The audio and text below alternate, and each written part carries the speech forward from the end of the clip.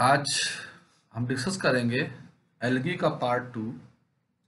इससे पहले हम पढ़ चुके हैं एल्गी, और आज हम बताएंगे कि एल्गी जो है किस किस तरीके से कहाँ कहाँ मिल सकते हैं, कौन कौन से हैबिटाट्स हैं और कौन कौन से एल्गी के मिलने की संभावना कहाँ कहाँ है। तो एल्गी बेसिक क्या है? Algae in the universal occurrence found in the variety of habitats as a fresh water, marine water and hot and spring water. तो अगर हम बात करें तो एल्गी सबसे प्रिमिटिव प्लांट्स हैं बेसिकली, जो नदी में मिलते हैं, पॉन्ड्स में मिलेंगे, स्प्रिंग वाटर में मिलेंगे, आइस पर मिलेंगे, और मैराइन वाटर, फ्रेश वाटर, इस तरह जो मेन जो स्थान है जहां पर एल्गी आपको या एल्गी की ग्रोथ आपको देखने को मिल सकती है। तो एल्गी देखा जाए कि ग्रीन प्लांट्स के सबसे प्रिमिटिव प्लांट्स हैं। ये यूनिसेलुलर होते हैं, माइक्रोस्कोपिक होते हैं, कुछ मैक्रोस्कोपिक भी होते हैं जो नेकेड आंखों से भी दिखाई दे सकते हैं। The definition of algae given by some phycologist, कुछ फाइकोलॉजिस्ट ने जो एल्गी की स्टडी करते हैं उन्होंने कुछ डेफिनेशंस दी हैं।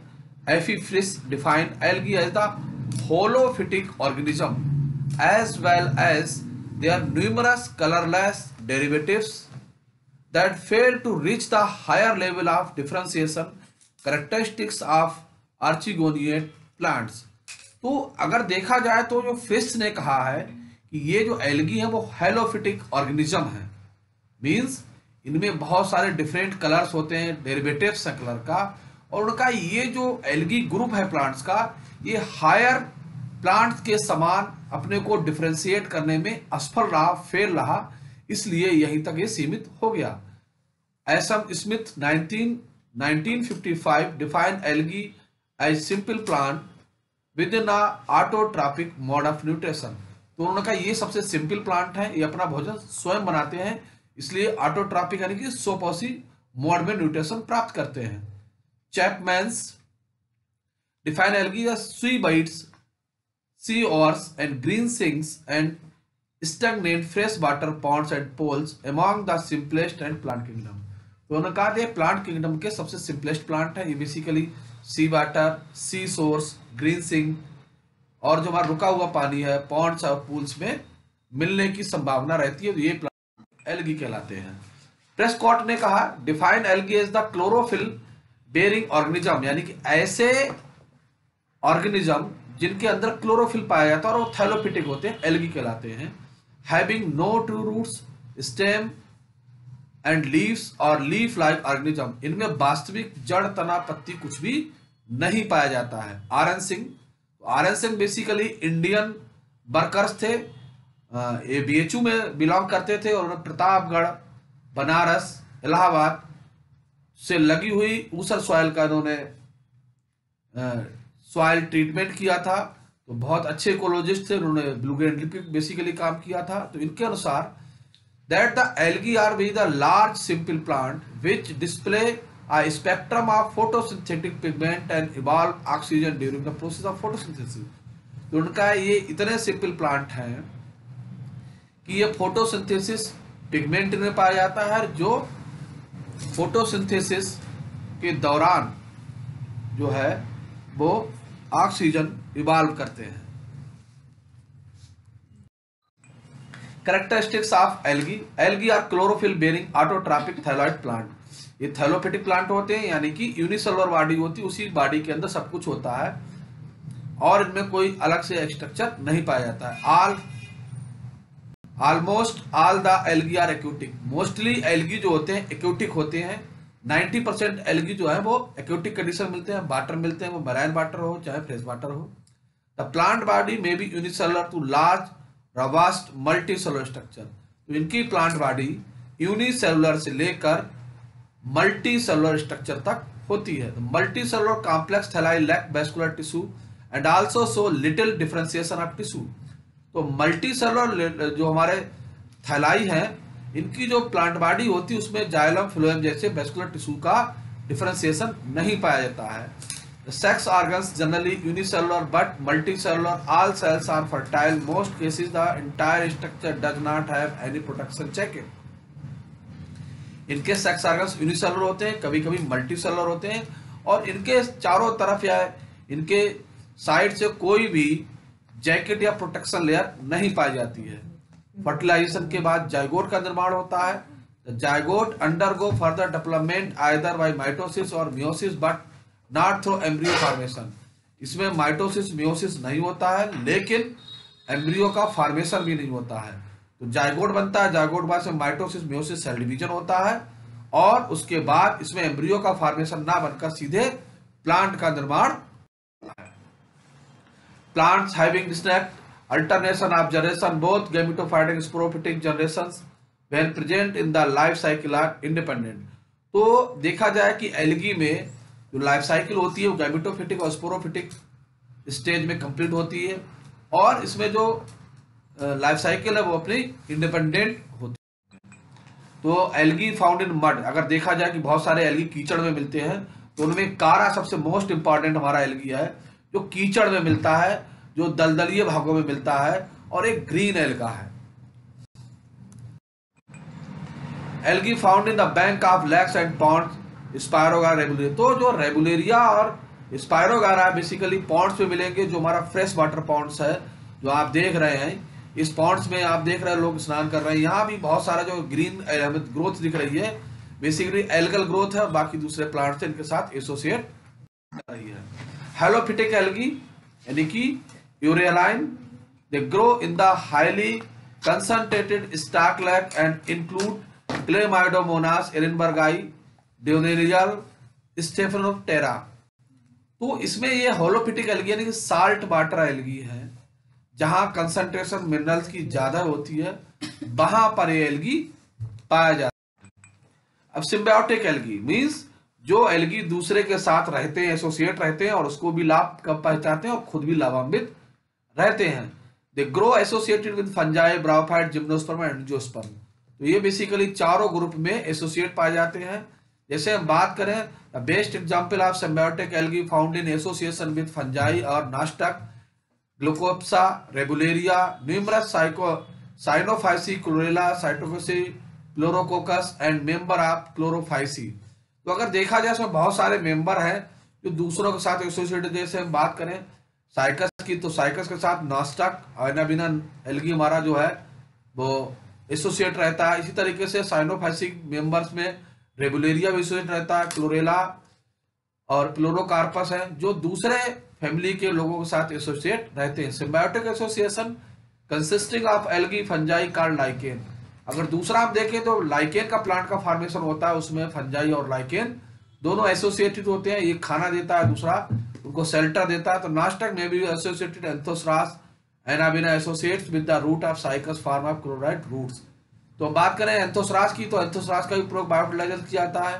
तो एंथोसरास के थैलस में एनाबिना नास्टक नाम की कॉलोनी पाई जाती है।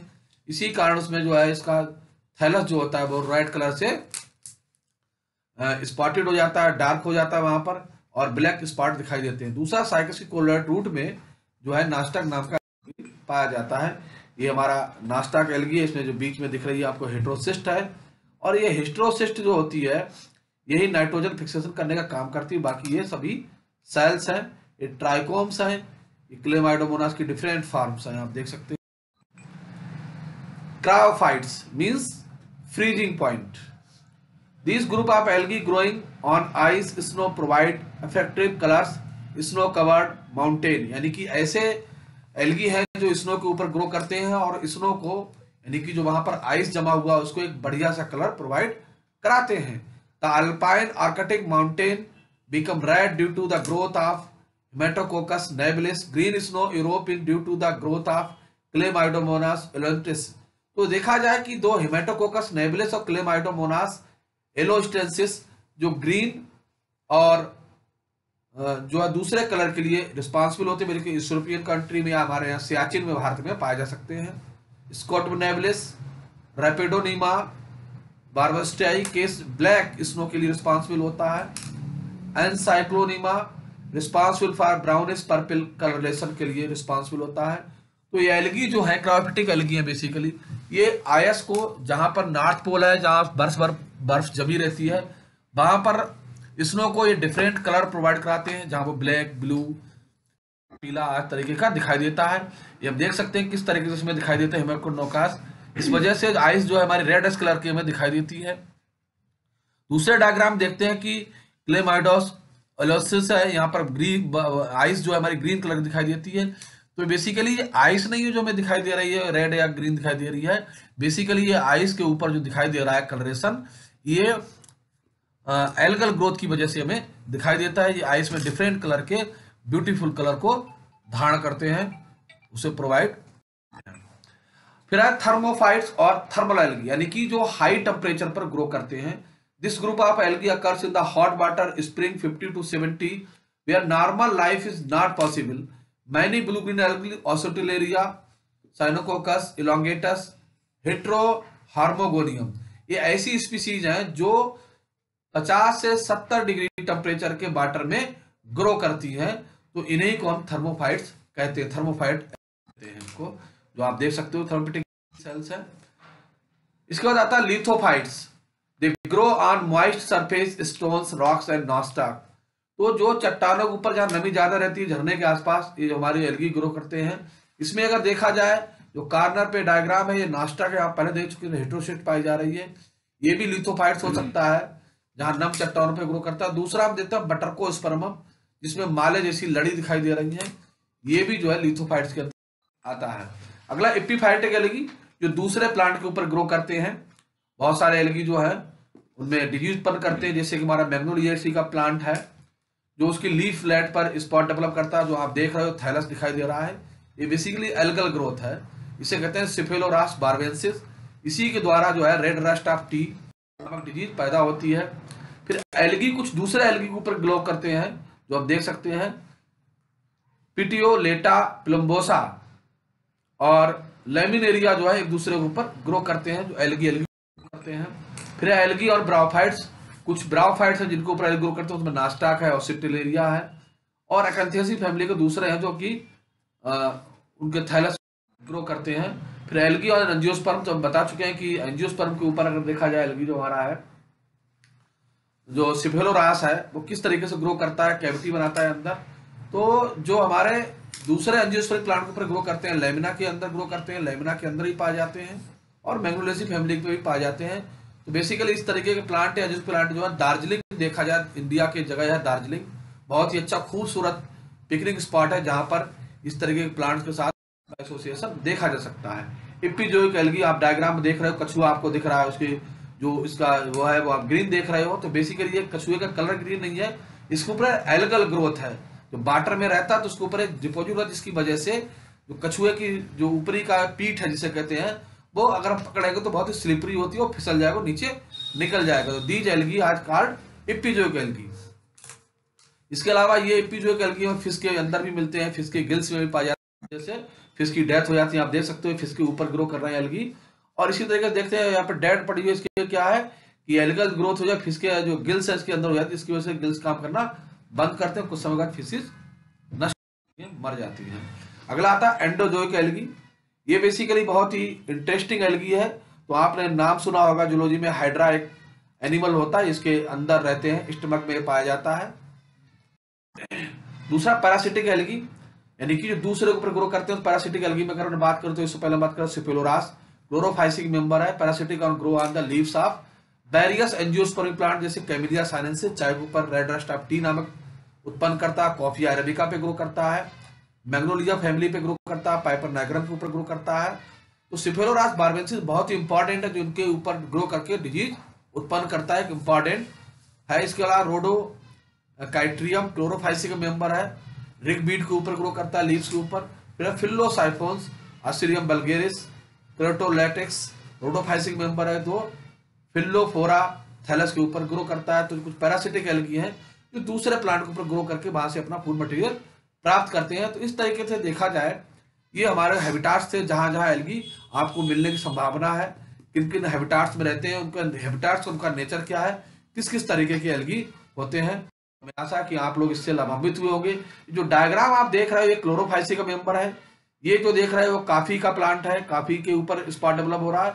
और दूसरा हमारा जो है वो टी का प्लांट है, टी के बैक साइड में आप देख रहे हो रेड कलर के स्पॉट डेवलप हो रहे हैं, ये सिफेलोरास बार्बेंसिस के कारण हो रहे हैं। ये जो लीव देख रहे हो डॉक्टर के मैंगो फैमिली की प्लांट का है।